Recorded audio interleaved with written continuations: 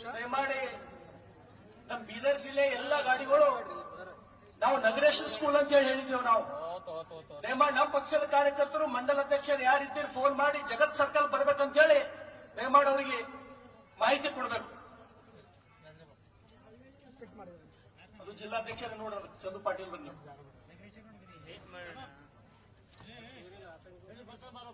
ದಯಮಾಡಿ ಪೊಲೀಸರು ಬೀದರ್ ಜಿಲ್ಲಾ ಎಲ್ಲ ವೆಹಿಕಲ್ಗಳಿಗೆ ಜಗತ್ ಸರ್ಕಲ್ ಬರ್ಲಿಕ್ಕೆ ಅನುವು ಮಾಡಿಕೊಡ್ಬೇಕಂತ ಹೇಳಿ ನಾನು ಪೊಲೀಸ್ ಅಧಿಕಾರಿಗಳಿಗೆ ರಿಕ್ವೆಸ್ಟ್ ಮಾಡ್ತೇನೆ. ಬಂಧುಗಳೇ, ಬೀದರ್ ಜಿಲ್ಲೆಯ ಕಟ್ಟಿತೂಗಾಂವ್ ಗ್ರಾಮದ ಒಬ್ಬ ಬಡ ಗುತ್ತಿಗೆದಾರ ಹೊಟ್ಟೆಪಾಡಿಗಾಗಿ ಕಲಬುರಗಿ ಜಿಲ್ಲೆಯಲ್ಲಿ ಉಪಜೀವನಕ್ಕಾಗಿ ಬಂದಂತ ಒಬ್ಬ ಸಹೋದರ ಸಚಿನ್ ಪಂಚಾಳ್ ಆತ್ಮಹತ್ಯೆ ಮಾಡಿಕೊಂಡಂತ ಪ್ರಯುಕ್ತ ಇವತ್ತಿನ ಈ ಬೃಹತ್ ಹೋರಾಟದ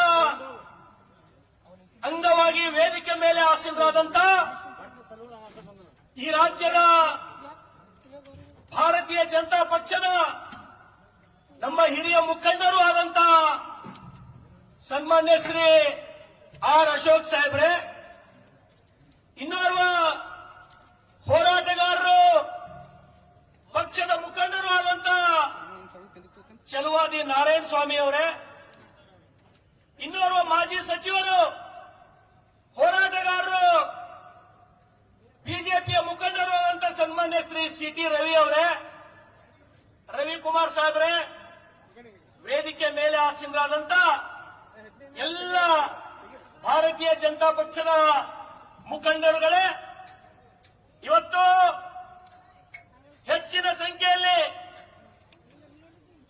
ಸಚಿನ್ ಪಂಚಾಳ್ ಆತ್ಮಹತ್ಯೆ ಮಾಡಿಕೊಂಡಿದ್ದಾನೆ. ಆ ಕುಟುಂಬಕ್ಕೆ ನ್ಯಾಯ ಕೊಡಬೇಕು. ಸಚಿವರಾದಂತ ಪ್ರಿಯಾಂಕ್ ಖರ್ಗೆ ಅವರ ಮನೆಗೆ ಮುತ್ತಿಗೆಯನ್ನು ಹಾಕಲಿಕ್ಕೆ ಬಂದಂತ ಬೀದರ್ ಮತ್ತು ಕಲಬುರಗಿ ಜಿಲ್ಲೆಯ ಎಲ್ಲ ಭಾರತೀಯ ಜನತಾ ಪಕ್ಷದ ಮುಖಂಡರುಗಳೇ, ನಿಮ್ಮೆಲ್ಲರಿಗೂ ನಮಸ್ಕಾರಗಳು. ನಾವು ಈ ರಾಜ್ಯದ ಅಧ್ಯಕ್ಷರಾದಂತ PY ವಿಜೇಂದ್ರ ಅವರ ಜೊತೆ, ಚಲವಾದಿ ನಾರಾಯಣ ಸ್ವಾಮಿ ಅವರ ಜೊತೆ ಸಚಿನ್ ಪಂಚಾಳ್ ಕುಟುಂಬದ ಪರಿಸ್ಥಿತಿಯನ್ನು ನೋಡಿ ಆ ಕುಟುಂಬದವರಿಗೆ ಸಾಂತ್ವನ ಹೇಳಕ್ಕೆ ಅವ್ರ ಮನೆಗೆ ಹೋಗಿದ್ದೇವೆ. ನಾವು ನಾನೆಲ್ಲ ಮುಖಂಡರುಗಳಿಗೆ ನಾನೇನು ಹೇಳಕ್ ಇಷ್ಟಪಡ್ತೀನಿ ಅಂದ್ರ, ಆ ಮನೆಗೆ ಹೋದಾಗ ಅವನಿಗೆ ಒಟ್ಟಾರೆ 5 ಜನ ತಂಗಿಯರು, 5 ಜನ ಅಕ್ಕದಾರ ಅವನಿಗೆ. 6ನೇದವ ಸಚಿನ್ ಪಂಚಾಳ್ ತಂದೆ ಬುದ್ಧಿಮಾಂದ್ಯ ಹೋಗ್ಯಾರ, ಏನು ಬುದ್ಧಿ ಇಲ್ಲ, ಏನು ಕೆಲಸ ಮಾಡ್ಲಿಕ್ಕೆ ಸಾಧ್ಯ ಇಲ್ಲ. ತಾಯಿ ಲಕ್ಕೋ ಹೊಡೆದು ಮನೆಯೊಳಗಡ ಅಕ್ಕಂಗಿಯರಿಗೆ ಒಂದಿದ್ರು ಒಂದಿಲ್ಲ ಅಂತ ಬಡ ಕುಟುಂಬ ಸಚಿನ್ ಪಂಚಾಳ್ ಕುಟುಂಬ. ಲಕ್ಕೋ ಹೊಡೆದು ಹೊರಸಿನ ಮೇಲೆ ಮಕ್ಕೊಂಡಂತ ತಾಯಿಗೆ ಗೊತ್ತಾಗ್ತದ. ಕಲಬುರಗಿದೊಳಗ 16 ಜನ ಮಗನಿಗೆ ಮಾನಸಿಕ ಕಿರುಕುಳ ಕೊಟ್ಟು, ಆ ಕಿರುಕುಳದಿಂದ ನನ್ನ ಮಗ ಆತ್ಮಹತ್ಯೆ ಮಾಡ್ಕೊಂಡಂತ ಹೇಳಿ ಗೊತ್ತಾದಾಗ ಲಕ್ವ ಹೊಡೆದು ಹೊರಸಿನ ಮೇಲೆ ಇರುವಂತ ತಾಯಿ ಪರಿಸ್ಥಿತಿ ಹಂಗಾಗಬಾರ್ದು. ಇವತ್ತತ್ವ ನಾಳೆ ನಮ್ಮ ತಮ್ಮ ಎದುರು ನಿಂತು ಮದುವೆ ಮಾಡ್ಕೊಡ್ತಾನಂತ ಹೇಳಿ ಮೂಗರ್ನಾಗ ಬಂದಿ ಅಕ್ಕಂಗಿಯರ ಪರಿಸ್ಥಿತಿ ಏನಾಗಿರ್ಬಾರ್ದು ಅಂತೇಳಿ ನೀವೆಲ್ಲರೂ ಒಂದು ಸಲ ವಿಚಾರ ಮಾಡ್ರಿ. ಬಂಧುಗಳೇ, ಏನು ಸಚಿನ್ ಪಂಚಾಳ್ ಆತ್ಮಹತ್ಯೆ ಮಾಡ್ಕೊಂಬಕ್ಕಿಂತ ಮೊದಲು ಅವ ಏನು ಡೆತ್ ನೋಟ್ ಬರ್ದಾನ, ಏನ ಪುಟ್ಟದು ಫೇಸ್ಬುಕ್ ದೊಳಗೋ ಟ್ವಿಟರ್ ದೊಳಗೋ ಅಪ್ಲೋಡ್ ಮಾಡೋಣ. ಆ ಡೆತ್ ನೋಟ್ ಯಾರು ನೋಡ್ತಾರ? ಅವನ ಅಕ್ಕ ಸುರೇಖ ನೋಡ್ತಾರ. ನನ್ನ ತಮ್ಮ ಡೆತ್ ನೋಟ್ ಬರ್ದಾನ, ಖಾಬ್ರಾಶ್ ಎಲ್ಲಿಗೆ ಹೋಗ್ತಾಳ? ತನ್ನ ಅಕ್ಕಂಗೇರಿ ಕರ್ಕೊಂಡು ಧನ್ನೂರ ಪೊಲೀಸ್ ಸ್ಟೇಷನ್ಗೆ ಹೋಗ್ತಾರ, ಗಾಂಧಿಗಂಜ್ ಪೊಲೀಸ್ ಸ್ಟೇಷನ್ಗೆ ಹೋಗ್ತಾರ. ಪೊಲೀಸರು ಅಕ್ಕಿ ಕೂಡಿಸಿ ಏನಾಗಿದೆ ಅಂತ ಹೇಳಿ ಆ ಡೆತ್ ನೋಟ್ ನೋಡ್ಬೇಕಾಗಿತ್ತು. ಇದು ನಮಗ್ ಬರಲ್ಲ ಅಂತ ಹೇಳಿ, ನಮ್ಮೂರಾಗ ಬರ್ತದ ಅಂತ ಹೇಳಿ ಪೊಲೀಸರು ಅಲ್ಲಿ ಕಳಿಸ್ತಾರ. ಓಡೋಡಿ ಎಲ್ಲಿಗೆ ಹೋಗ್ತಾರಕ್ಕೆ ಧನ್ನೂರ ಪೊಲೀಸ್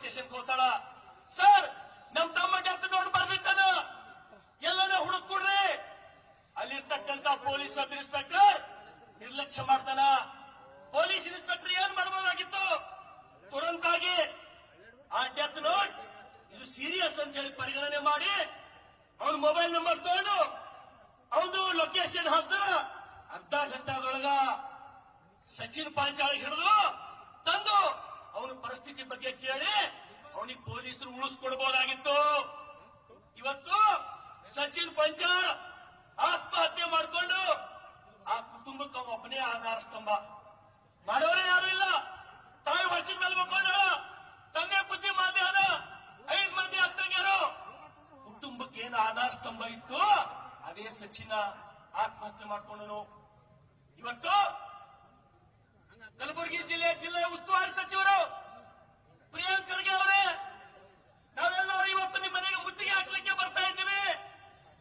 ನಮ್ಮ ಪ್ರಶ್ನೆ ಇದೆ, ನೀವು ಸಂವಿಧಾನವನ್ನು ನಂಬಿ ರಾಜಕಾರಣ ಮಾಡ್ತಕ್ಕಂಥವ್ರು, ನೀವೇನಾದ್ರೂ ನಿಮ್ಮಲ್ಲಿ ಮಾಡಿ ಅಂತ ಹೇಳಿದ್ರೆ ಕೂಡಲೇ ಡೆತ್ ನೋಟ್ ಯಾವ ಗುಂಡಾಗಳಲ್ಲ ಅವ್ರಿಗೆ 24 ಗಂಟೆಗಳಲ್ಲಿ ನೀವು ಅರೆಸ್ಟ್ ಮಾಡಿಸಬೇಕಾಗಿತ್ತು.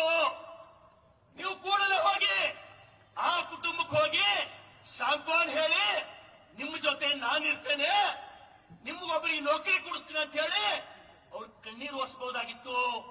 ಇವತ್ತಿಗೂ ಕೂಡ ನೀವು ಆ ಬೀದರ್ ಕಡೆ ಮುಖ ಮಾಡಲಿಲ್ಲ. ಹೀಗಾಗಿ ನಮ್ಗೆ ನಿಮ್ ಮೇಲೆ ಅನುಮಾನ ಶುರು ಆಗ್ಯದ. ಯಾವತ್ತು ಹೇಳಿಕೆ ಕೊಟ್ರಿ ನೀವು?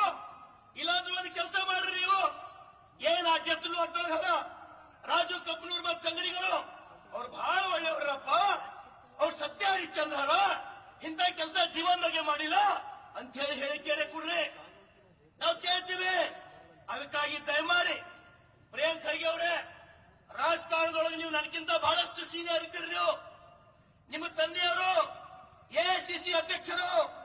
ಈ ರಾಜಕಾರಣ ಯಾರೋ ನರೇಂದ್ರ ಮೋದಿ ಅವ್ರದ್ದು ನೋಡಿ, ಅಟಲ್ ಬಿಹಾರಿ ವಾಜಪೇಯಿ ಅವ್ರದ್ದು ನೋಡಿ, ಲಾಲ್ ಬಹದ್ದೂರ್ ಶಾಸ್ತ್ರಿ ಅವ್ರದ್ದು ನೋಡಿ ನೀವು ರಾಜಕಾರಣ ಕಲಿಬೇಡ್ರಿ.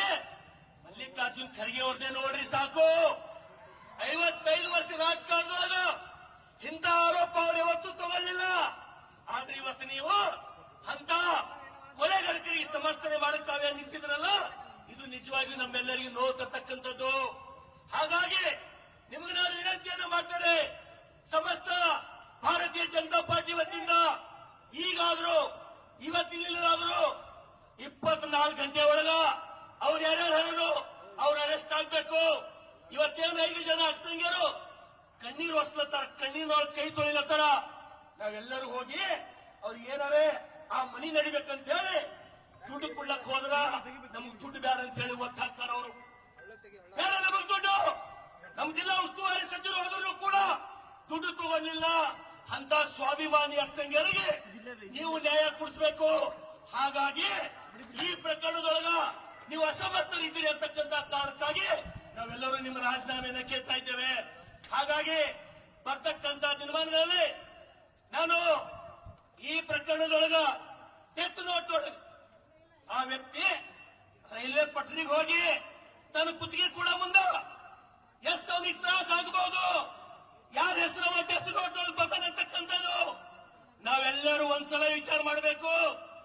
ಏನು ಆ ಆರೋಪದೊಳಗ ಆ ಡೆತ್ ನೋಟ್ ಒಳಗೆ ಏನು A1 ರಾಜು ಕಬ್ಬನೂರ್, ನಾನು ಪ್ರಿಯಾಂಕ್ ಖರ್ಗೆ ಅವ್ರಿಗೆ ವಿನಂತಿಯನ್ನ ಮಾಡ್ತೇನೆ, ಪೊಲೀಸ್ ಅಧಿಕಾರಿಗಳು ಹೇಳಿ ಅವ ಎಲ್ಲಿ ಕುಳಿಯಾಗಿದ್ದರು 24 ಗಂಟೆಗಳು ಅವನಿಗೆ ಅರೆಸ್ಟ್ ಮಾಡಿಸಬೇಕು. ಮಿಸ್ಟರ್ ರಾಜು ಕಬ್ಬನೂರ್, ಯಾರ ನಿನ್ನವರಿಗೆ ಲೈವ್ ಇಟ್ ಕೇಳುತ್ತಿರೋದು ಕೇಳಿ ನೀನು.